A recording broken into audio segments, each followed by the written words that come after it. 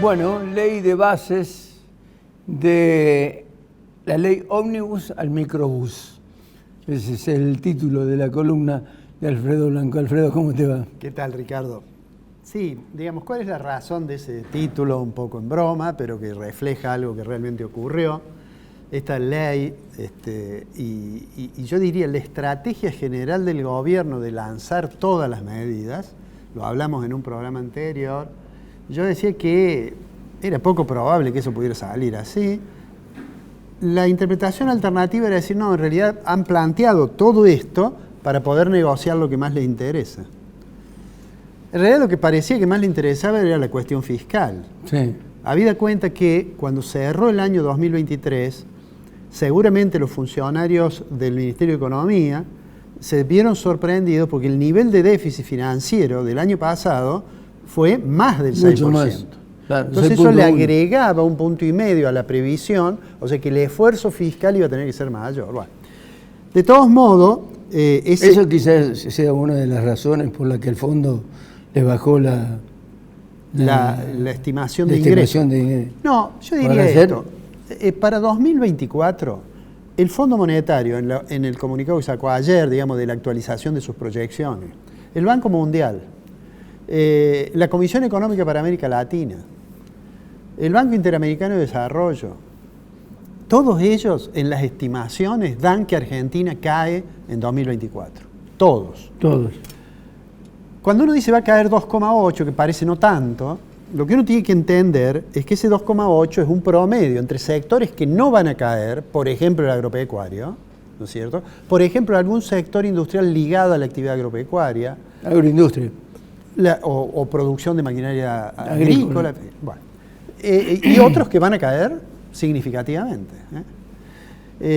Entonces está claro que 2024 va a ser eso. El gobierno, lo hemos dicho varias veces, se planteó como objetivo decir, hago una devaluación fuerte, esto que nosotros decimos, pongo un pequeño colchón en el tipo de cambio, después solo devalúo 2%, hago crawling peg hasta marzo, y devalúo solo 2% por mes, entonces el tipo de cambio real se me va a ir deteriorando, pero el intento es llegar hasta el momento en que los ingresos más importantes por la liquidación de exportaciones, que son hacia el final del primer trimestre, esos ingresos más importantes logren recomponer. Mientras tanto, ¿qué hizo? Se pisaron más las importaciones, realmente hay empresas, uno habla incluso con empresas de Córdoba, empresas medianas, que tienen un problema muy grande, porque en los últimos meses del periodo del gobierno anterior, importaban, le autorizaban a lo mejor la importación, pero no lo podían pagar, y le decían, bueno, tiene que llévelo a 180 días. Bueno, eso fue haciendo perder, yo diría, mucha credibilidad de parte de quienes envían productos a la Argentina, los proveedores, que empezaron a decir, no, bueno, yo no te puedo seguir vendiendo en estas condiciones en que no me puedes pagar. Bueno, por eso el gobierno dice, bueno, mientras tanto, yo diría, el gobierno trató de separar y decir, el stock de deuda comercial que tienen los importadores, es decir, todas esas importaciones que hicieron y que el central no le dio los dólares, bueno, ese stock voy a tratar de resolverlo de alguna forma. ¿Y cómo voy a hacer? Hasta una determinada fecha de enero se podían inscribir en un registro de deuda comercial y podían comprar la primera emisión de un bono que tenía como sentido que yo compraba el bono en pesos, pero que cuando vencía el bono me iban a dar los dólares, ¿no? O se los daba al proveedor.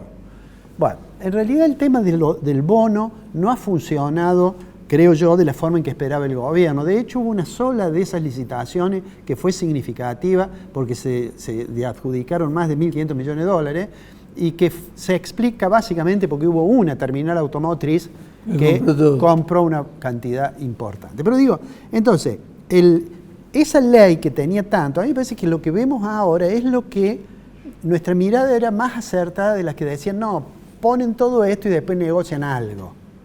En realidad, vos fíjate, de aquella ley que tenía como 700 o 670 artículos más o menos, le sacaron 140 primero.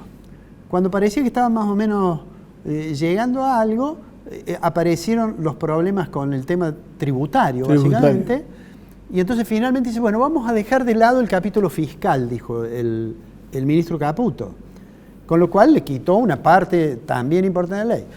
Después de eso, alguien le dijo, mire, dentro del capítulo fiscal, quizás usted no advirtió que ahí no está el restablecimiento del impuesto a las ganancias de la cuarta categoría. Aquello que Massa, obviamente en una actitud de irresponsabilidad solamente explicable en Massa, había dejado el año pasado. Entonces lo vamos a poner de nuevo, mandamos un proyecto de ley. Mandaron un proyecto de ley, pero decimos, no, lo vamos a retirar, ¿no? Y así, con cada una de esas cuestiones que estaban en este capítulo, digamos, fiscal, quedan sin tratar. ¿Qué están discutiendo ahora? Bueno, hay una discusión respecto si el impuesto país lo coparticipo en un 30%, no lo coparticipo. El gobernador de Córdoba dice, mire, yo creo que tendría que coparticiparlo, en fin. Están discutiendo además el tema de la delegación de facultades. Porque si yo, por más que le saque muchos artículos a la ley, delego las facultades legislativas en el Poder Ejecutivo, el Poder Ejecutivo mañana me puede hacer un decreto ley, digamos, una ley, poniendo lo que no quise votar. Entonces, creo que el gobierno va a decir, no, yo no voy a usar esa facultad legislativa para lo fiscal o para lo previsional. ¿Ah? ¿Cuál es la síntesis de eso? Por eso yo dije, cuando hablábamos en la preproducción, dije, y lo que resume lo que ha ocurrido es que pasamos, esta ley de bases pasó de ser una ley ómnibus a ser un microbús. ¿Por qué? Porque en realidad no es lo más importante lo que ha quedado. Por más que Caputo se esmera en decir, bueno, esto es lo más importante, y por más que haya algunas cosas importantes, en realidad desde el punto de vista del ministro, lo central es cómo va a manejar la cuestión fiscal. Por un lado tiene un déficit más grande que el que creía cuando cerraron al 31 del 12. Por otro lado, va a tener que acordar, digamos, algunas decisiones en materia de gasto que pueden ser bastante fuertes. Sí. Entonces, lo más probable es que eso termine impactando de manera significativa sobre la demanda agregada de la economía. Una buena parte de la demanda agregada de la economía, más del 60-70%, es el consumo. En la medida en que hemos tenido una tasa de inflación del 25%, el día 14 vamos a tener el índice de precios al consumidor correspondiente a enero. Sí. Pienso yo, por lo que uno ve de los indicadores de alta frecuencia y demás, uno podría pensar que a lo mejor está en el 20 o a lo mejor menos del 20. Bueno, precisamente Juan Carlos de Pablo dice que para él va a estar en 15%. Sí, podría ser. De todos modos, de Pablo no hace no hace relevamiento de precios. Pero uno, fijándose en los que hacen, bueno, pero de Pablo es un hombre muy formado, puede ser que eso sea así. Ahora uno suma el 25 más el 18, pongamos, más el 22, no importa. Es un índice alto. Claro. El impacto sobre algunos ingresos es muy fuerte. Puede ser que sobre los asalariados formales no sea tanto si logran, digamos, acordar aumentos que traten de compensar lo más que puedan.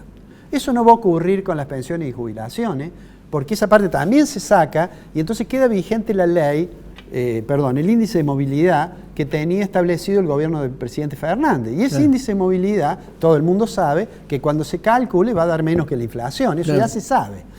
Y entonces ahí va a haber una caída, va a haber caída en los ingresos de los sectores no formales y quizás de algunos formales también. Entonces eso puede ser que morigere la presión de la demanda sobre los precios, ¿no? Pero tiene ahí un problema serio. Yo vuelvo a decir, el escenario de éxito del gobierno es llegar a final del primer trimestre sin tener que modificar el tipo de cambio nominal, es decir, sin tener que devaluar de nuevo, porque si no ahí de nuevo golpea el objetivo inflacionario, antiinflacionario. Entonces, tratar de llegar sin devaluar, probablemente al finalizar el trimestre, si quiere atraer que haya liquidaciones más rápidas, reducir algún impuesto, reducir un poco una retención para tener el ingreso más rápido de dólares. Mientras tanto, el Fondo Monetario mañana le va a autorizar, le va a aprobar y Argentina va a recibir más o menos 4.600, 4.700 millones de dólares, de los cuales a fin de mes le tenemos que pagar al fondo y nos va a quedar un poco ahí. Mi impresión es que el gobierno va a intentar en algún momento, si logra estabilizar un poco y llegar a marzo, va a intentar un acuerdo nuevo con el fondo. Esa es mi impresión. Pero bueno, es un desafío grande ese de llegar hasta allí, ¿no? Mi impresión es que es un poco menos optimista que la que planteó el doctor Cavallo, que ve un índice del 7% en abril para la inflación, ¿no? Pero bueno, eso era antes de este último hecho en el Parlamento. O sea, no sé Sí, cuál la será la idea. de lo que está ocurriendo en la Cámara de Diputados realmente es... Claro, bueno, es que el Es problema vergonzoso. de la ley microbús, digo yo, Sí. es que todavía hay cosas que tienen que negociar. Seguramente. Seguramente va a salir porque algunos bloques Sí, ya tenés anunciaron. un dato significativo que lo eluden, no lo quieren tratar, es el Fondo de Garantía de Sustentabilidad. Bueno, pero ese va a quedar, yo creo que ese finalmente no lo van a tocar. No lo van a tocar.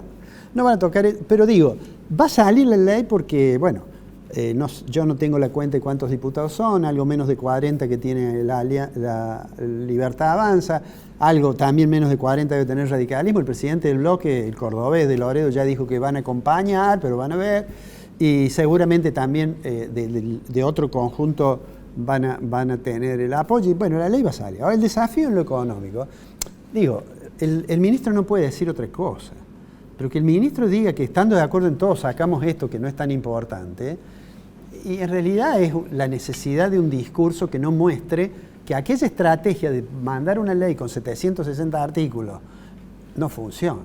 Y el decreto de necesidad de urgencia, yo creo que vos lo mencionaste, hoy al mediodía se conoció el fallo de la Cámara Nacional del Trabajo que dice, mire, este capítulo, el de la reforma del trabajo, es inconstitucional. O sea que van a tener que...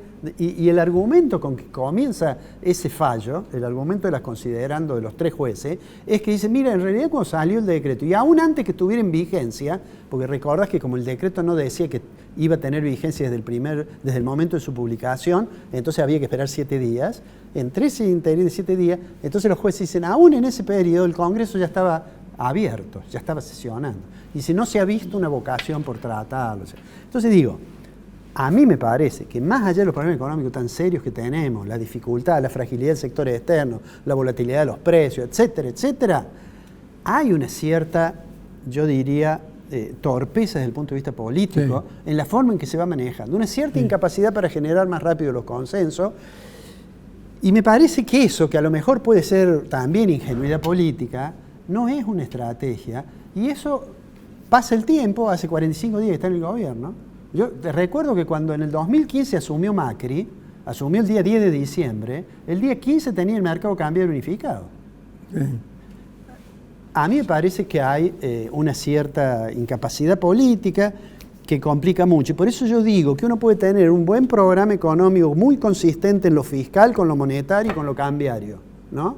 Pero la cuarta columna que sostiene el edificio es la sustentabilidad política del programa. Y ahí me da la impresión que hay dificultades, y me parece que el gobierno debe estar viendo seguramente que se entrañan ciertos riesgos y que la posibilidad de llegar bien a este corredor que yo digo hasta finalizar el primer trimestre también depende de habilidad política y de tolerancia social. Porque si eso no está, va a ser muy difícil, Ricardo, que podamos ese es hacer. El tema.